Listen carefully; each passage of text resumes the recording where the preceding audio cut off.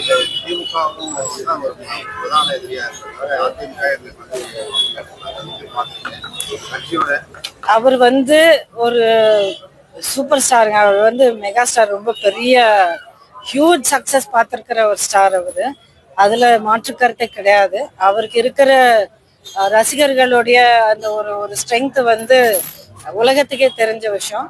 அரசியலுக்கு புதுசா வந்திருக்கிற யாராக இருந்தாலும் ஒரு மார்க் ஒண்ணு நம்மளுடைய அடையாளம் நம்ம தெரியப்படுத்தணும்னா இருக்கிற மாபெரும் அந்த ஒரு ரெண்டு சில நிறுவனங்கள ஒரு இயக்கமோ கட்சியோ எதுவா இருந்தாலும் அதை நம்ம தாக்கினாதான் நமக்கு ஒரு ஒரு பேசும் பொருளாக நம்ம இருக்க முடியும். அப்படிங்கிறது சாதாரணமான ஒரு மார்க்கெட்டிங் டெக்னிக். அது இப்போ உண்மையிலே களத்திலே இல்லாதவங்களை பத்தி பேசினா யாரும் அதை பத்தி நீங்க கண்டுக்க போறது இல்லை, அதை நீங்க கேட்க போறது இல்லை, நீங்க எழுதவும் போறது இல்லை.